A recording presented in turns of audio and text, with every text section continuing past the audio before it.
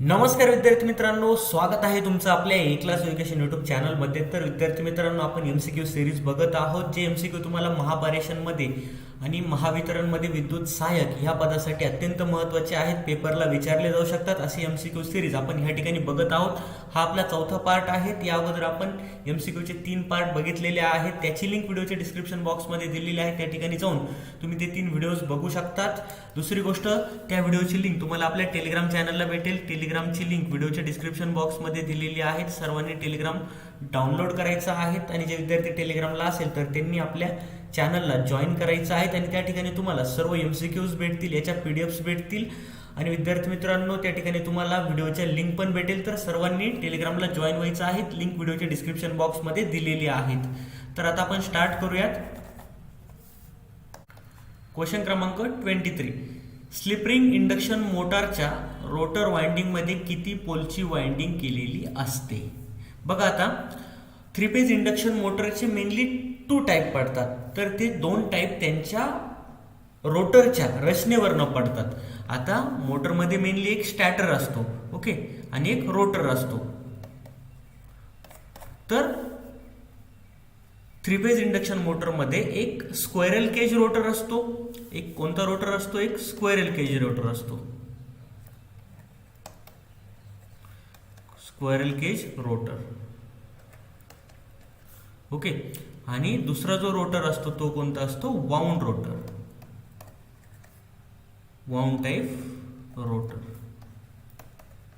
त्यालाच काय म्हणतो आपण? Slip ring type rotor, slip ring type rotor, okay. आता स्लिप रिंग इंडक्शन मोटर म्हणजे कोणत्या टाईपचा रोटर त्यामध्ये यूज केलेला आहे? तो वाउंड टाईप रोटर, त्यालाच आपण काय म्हणतो? Slip ring type rotor, okay. आता स्लिप रिंग इंडक्शन मोटर म्हणजे नेमकी तुम्हाला समजलेलं असेल, त्याचं स्टॅटर हे सारखंच असतं, 3 फेज इंडक्शन मोटरचं आहे तसंच, फक्त रोटर हा वेगळा असतो. तर रोटर कसा असतो? वाउंड टाईप रोटर असतो. तर आता तुम्हाला हे डिटेल्समध्ये शिकायला लागणार आहेत. स्क्वेरल केज रोटर काय असतो, वाउंड टाईप रोटर काय असतो, त्यानंतर वर्किंग प्रिन्सिपल काय आहेत, स्क्वेरल केज रोटरच का यूज केला जातो आणि वाउंड टाईप रोटर का यूज केला जातो. तर ह्या सर्व गोष्टी तुम्हाला डिटेल्समध्ये शिकायला लागणार आहेत. तर विद्यार्थी मित्रांनो, आपली यासाठी एक स्पेशल बॅच सुरू होत आहेत. ह्या बॅचमध्ये तुम्हाला पूर्ण डिटेल्समध्ये स्टडी करायला भेटणार आहेत, ओके. यामध्ये तुम्हाला सर्व लाईव्ह आणि रेकॉर्डेड लेक्चर्स भेटणार आहेत, त्यानंतर सर्व लेक्चरच्या नोट्स भेटणार आहेत, त्यानंतर टेस्ट सिरीज पण त्या ठिकाणी अवेलेबल आहेत. सर्व लेक्चर्स तुम्हाला लाईव्ह आणि रेकॉर्डेड स्वरूपात भेटणार आहेत. कोर्सचा कालावधी हा 6 महिन्यांचा आहे. एक व्हिडिओ तुम्हाला अनलिमिटेड वेळा बघता येईल आणि अत्यंत कमी फीजमध्ये आपण बॅच अवेलेबल करून दिलेली आहे. तुम्ही ए क्लास एज्युकेशन ॲप इन्स्टॉल करायचं आहे. याची लिंक व्हिडिओच्या डिस्क्रिप्शन बॉक्समध्ये दिलेले आहेत किंवा तुम्ही प्ले स्टोअरला जाऊन ए क्लास एज्युकेशन ॲप हे नाव टाकल्यानंतर त्या ठिकाणी तुम्हाला ॲप येईल. अत्यंत कमी फीजमध्ये आपण बॅच अवेलेबल करून दिलेली आहेत. या ठिकाणी नंबर दिलेला आहे, या नंबरला तुम्ही कॉन्टॅक्ट करून बॅचला ॲडमिशन घेऊ शकतात. 8379052448 अँड 8669391631. अत्यंत कमी फीजमध्ये बॅच अवेलेबल करून दिलेली आहे. संपूर्ण डिटेल्समध्ये स्टडी तुम्हाला त्या ठिकाणी करता येणार आहे. इलेक्ट्रिशियन ट्रेड थेअरी असो, त्यानंतर मराठी व्याकरण असो, त्यानंतर मॅथ आणि रिझनिंग, ह्या 2 गोष्टींचा तुम्हाला अभ्यास त्या ठिकाणी करता येणार आहेत. तर विद्यार्थी मित्रांनो, तुम्ही सर्वांनी बॅच जॉईन करून घ्यायचे आहेत. अत्यंत कमी फीजमध्ये बॅच आपण अवेलेबल करून दिलेली आहे. तर आता आपण बाकीचे एमसीक्यू बघूयात. स्लिप रिंग इंडक्शन मोटरच्या रोटर वाइंडिंगमध्ये किती पोलची वाइंडिंग केलेली असते? स्टेटर पोलच्या संख्ये एवढीच वाइंडिंग त्या ठिकाणी काय केलेली असते? केलेली असते, ओके. त्यानंतर बघा, क्वेश्चन क्रमांक 24. स्लिप रिंग इंडक्शन मोटरच्या स्टेटरला सप्लाय चालू असताना स्थिर रोटरची रोटर फ्रिक्वेन्सी किती असेल? स्टेटर फ्रिक्वेन्सी एवढी असेल, ओके. स्टेटर फ्रिक्वेन्सी एवढी असेल. का स्टेटर फ्रिक्वेन्सी एवढी असेल? कारण की स्लिप रिंग इंडक्शन मोटरच्या रोटर वाइंडिंगमध्ये स्टेटर पोलच्या संख्ये एवढी पोलची वाइंडिंग केलेली असते, ओके. आणि स्लिप रिंग इंडक्शन मोटरच्या स्टेटरला सप्लाय चालू असताना स्थिर रोटरची रोटर फ्रिक्वेन्सी किती असते? स्टेटरच्या फ्रिक्वेन्सी एवढी असते, ओके. त्यामध्ये चेंजेस नसतात. त्यानंतर क्वेश्चन क्रमांक 25. स्लिप रिंग इंडक्शन मोटरच्या रोटर वाइंडिंगमध्ये सिरीजमध्ये बाहेरून रेजिस्टन्स का जोडले जातात? का जोडले असतात? स्टार्टिंग टॉर्क सुधारवण्यासाठी. स्टार्टिंग टॉर्क हा कशावरती डिपेंड असतो? आता तर तो आपला व्होल्टेजवरती डिपेंड असतो, व्होल्टेजवरती डिपेंड असतो, टॉर्क कशावरती डिपेंड असतो, सर्वात इम्पॉर्टंट आहे लक्षात ठेवायचं आहे व्होल्टेजवरती. व्होल्टेज जितकं इन्क्रीज होईल तितका टॉर्क त्या ठिकाणी आपला इन्क्रीज होतो. व्होल्टेज जर डिक्रीज झालं तर टॉर्क हा आपला त्या ठिकाणी काय होणार आहे, डिक्रीज होणार आहे, कमी होणार आहे. म्हणून स्लिप रिंग इंडक्शन मोटरच्या रोटर वाइंडिंगच्या सिरीजमध्ये बाहेरून रेजिस्टन्स जोडले जातात. ओके, त्यानंतर बघा क्वेश्चन क्रमांक 26. 3 फेज स्लिप रिंग इंडक्शन मोटरच्या रोटरमध्ये टर्मिनल शॉर्ट सर्किट न करताच मोटरला सप्लाय दिलं तर काय होईल, मोटर चालूच होणार नाही. त्या ठिकाणी मॅग्नेटिक फील्ड ही तयारच होणार नाहीये. ठीक आहे, लेन्झ लॉ त्या ठिकाणी कामच करणार नाही, मॅग्नेटिक फील्ड तयारच होणार नाहीये जर आपले जे रोटरचे जे टर्मिनल आहेत ते शॉर्ट नाही केले तर. ओके, एक पूर्ण क्लोज कंडक्टर झाला तरच त्या ठिकाणी फ्लक्स हे त्यामधून वाहू लागतात, मॅग्नेटिक फील्ड त्या ठिकाणी तयार होते, म्हणजे मोटर चालू होणार नाही आपली. ओके, स्लिप रिंग इंडक्शन मोटरला मॅन्युअली ऑपरेटेड रोटर रेजिस्टन्स स्टार्टरने चालू करते वेळी इलेक्ट्रिकल इंटरलॉकिंग कोठे जोडलेले असते, तर स्टार्ट बटनच्या पॅरलल मध्ये जोडलेले असते. ठीक आहे, तर विद्यार्थी मित्रांनो, तुम्हाला जर डिटेल्स अभ्यास करायचा असेल तर सर्वांनी ए क्लास एज्युकेशन ॲप इन्स्टॉल करा. ए क्लास एज्युकेशन ॲपवरती तुम्हाला डिटेल्स अभ्यास करता येईल. आता मी तुम्हाला ज्या गोष्टी सांगतोय तर त्या गोष्टी ज्या विद्यार्थ्यांचा अभ्यास झालेला आहे त्यांना पूर्णपणे समजत असेल. ज्यांचा अभ्यास झालेला नाहीये त्यांना 3 फेज इंडक्शन मोटर म्हणजे काय माहिती नाहीये, ती वर्किंग कसं करते, त्यानंतर तिचे टाईप कोणते आहेत. ठीक आहे, ह्या गोष्टी तुम्हाला जोपर्यंत माहिती नाही तर तोपर्यंत हे एमसीक्यू तुम्हाला त्या ठिकाणी थोडेसे हार्ड वाटतील. तर सर्वांनी अभ्यास करायचा आहे. ए क्लास एज्युकेशन ॲप इन्स्टॉल करून घ्या. अत्यंत कमी फीजमध्ये आपण बॅच अवेलेबल करून दिलेल्या आहेत. जे विद्यार्थी सेल्फ स्टडी करतात त्यांच्यासाठी मी बुक त्या ठिकाणी सांगेलच. ओके, त्यानंतर बघा क्वेश्चन क्रमांक 28. 3 फेज इंडक्शन मोटर 2 फेज सप्लायवर चालवली तर काय होईल, मोटर जळेल. ओके, पुरेसा सप्लाय जर मोटरला भेटला नाही तर मोटर त्या ठिकाणी जळते. ओके, 3 फेज इंडक्शन मोटरला तिच्या रेटेड व्होल्टेजपेक्षा 25% कमी व्होल्टेजवरती चालवली तर काय होईल, गरम होऊन जळेल. ठीक आहे, व्होल्टेज जर कमी त्या ठिकाणी दिलं तर करंट तुमचं ऑब्विसली त्या ठिकाणी वाढणार आहेत. वाइंडिंग जे आहे तर त्या काय होणार, त्या ठिकाणी गरम होणार आहेत कमी व्होल्टेजमुळे, आणि त्या ठिकाणी तुमची जी मोटर आहे तर त्या ठिकाणी जळणार आहेत. ओके, क्वेश्चन क्रमांक 30. 3 phase squirrel cage induction motor वरील लोड काढून टाकल्यावर वेगावर काय परिणाम होईल. आता स्क्वेरल केज इंडक्शन मोटर म्हणजे स्क्वेरल केज टाईप रोटर त्या ठिकाणी यूज केला जातो. आता तो रोटर कसा असतो साधारणपणे, स्क्वेरल केज रोटर तुम्ही नेटला टाकलं तरी तुम्हाला त्या ठिकाणी स्क्वेरल केज रोटर त्या ठिकाणी बघता येईल. जे कंडक्टर आहे तर कंडक्टर काय केलेले असतात, त्या ठिकाणी शॉर्ट केलेले असतात. बघा, जे रोटरवरचे जे कंडक्टर्स आहेत तर त्या ठिकाणी काय केलेले असतात, शॉर्ट केलेले असतात. ओके, तर हे कंडक्टर बार असतात. आणि स्क्वेरल केज इंडक्शन मोटर म्हणजे स्क्वेरल केज रोटर असतो. आपला जो स्टार्टर आहे तर तो सारखाच असतो, स्क्वेरल केज असो किंवा स्लिप रिंग टाईप मोटर असो.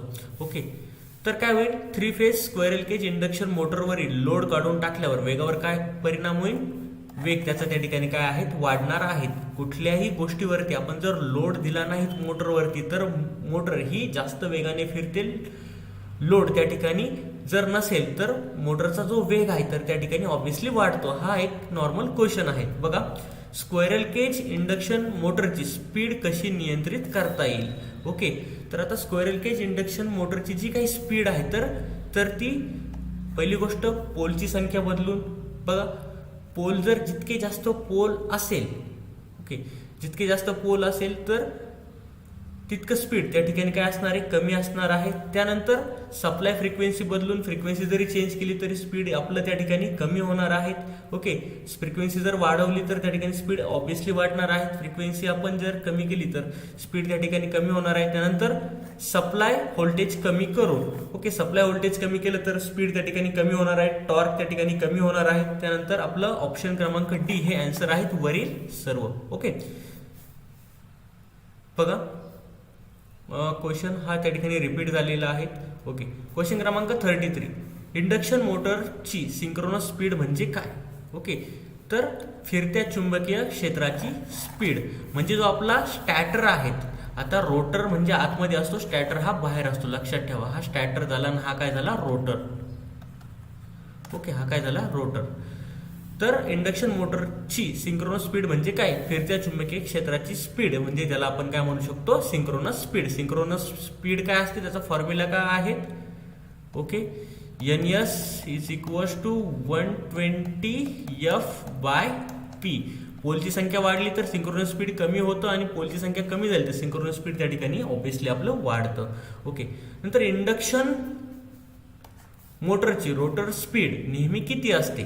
सिंक्रोनस स्पीडपेक्षा कमी असते. सिंक्रोनस स्पीडने आपली इंडक्शन मोटर कधीही पळत नाहीये. तुम्ही जर मोटरवरती बघितलं असेल तर 1500 RPM लिहिलेलं असतं, 1000-2000 RPM, पण त्याच्यापेक्षा कमीच स्पीडने आपली मोटर त्या ठिकाणी काय करत असते? पळत असते. ओके, त्यानंतर बघा त्याही इंडक्शन मोटारची RPM कशावरनं ठरते? ओके, तसं जे RPM आहेत, पहिली गोष्ट पोलची संख्या आणि स्लिप, त्यानंतर पोलच्या रचनेवरून आणि फ्रिक्वेन्सीवरून. ओके, तर ह्या 3 गोष्टींवरनं कोणत्या इंडक्शन मोटरचे RPM त्या ठिकाणी ठरत असते. आता इंडक्शन मोटरचं जे काही RPM आहेत तर ते पहिलं कशावरनं ठरतं? पोलची संख्या. पोलची संख्या जर जास्त असेल तर RPM काय असतं? ऑब्विसली कमी. आणि पोलची संख्या जर कमी असेल तर RPM त्या ठिकाणी जास्त असतं. तर आता स्लिप. ओके, स्लिप कशाला म्हणू शकतो आपण? स्टार्टरचं स्पीड आणि रोटरचं स्पीड याच्यातील जे काही डिफरन्स असतो त्याला आपण स्लिप म्हणत असतो. ओके, जे काही आपल्या रोटरचं स्पीड आहे तर ते स्पीड हे ऑलवेज कमी असतं स्टार्टरच्या स्पीडपेक्षा. स्टार्टरचं स्पीडला आपण काय म्हणतो? Synchronous speed. त्याचा फॉर्म्युला फार इम्पॉर्टंट आहे, लक्षात ठेवा. मी तुम्हाला बऱ्याच वेळा सांगतोय 120 × F/P. ओके, त्यानंतर नेक्स्ट क्वेश्चन. इंडक्शन मोटरमध्ये मोटरचा स्टार्टिंग टॉर्क आणि कार्यक्षमता हे दोन्ही उच्च मिळवण्यासाठी काय उपाययोजना करावी लागते? स्टार्टिंगला रोटर रेजिस्टन्स हा जास्त आणि चालू स्थितीत कमी असावा लागतो. लक्षात ठेवा, इम्पॉर्टंट आहे. क्वेश्चन क्रमांक 42. इंडक्शन मोटरचा नो लोडवर पॉवर फॅक्टर किती असतो? 0.4 लॅगिंग. बघा, जसा काही लोड वाढतो तसा पॉवर फॅक्टर हा वाढत असतो. पॉवर फॅक्टर लोडवर डिपेंड आहेत. लोड इन्क्रीज झाला तर पॉवर फॅक्टर या ठिकाणी काय होतो? इन्क्रीज होतो. लोड जर डिक्रीज झाला तर पॉवर फॅक्टर त्या ठिकाणी कमी होत असतो. आता नो लोडवर पॉवर फॅक्टर काय असतो? 0.4 लॅगिंग असतो. ओके, त्यानंतर 43. इंडक्शन मोटरवरील लोड वाढल्यावर पॉवर फॅक्टरवर काय परिणाम होतो? बघा, पॉवर फॅक्टर त्या ठिकाणी वाढतो. इंडक्शन मोटरचा लोड जसा इन्क्रीज होतो लोड तसा पॉवर फॅक्टर आपला काय होतो? वाढतो. पॉवर फॅक्टर आपला त्या ठिकाणी इन्क्रीज होतो.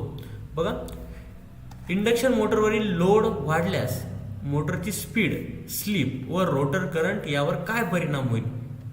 जर लोड वाढला तर स्पीड ऑब्विसली कमी होणार आहेत. स्लिप व रोटर करंट त्या ठिकाणी वाढतो.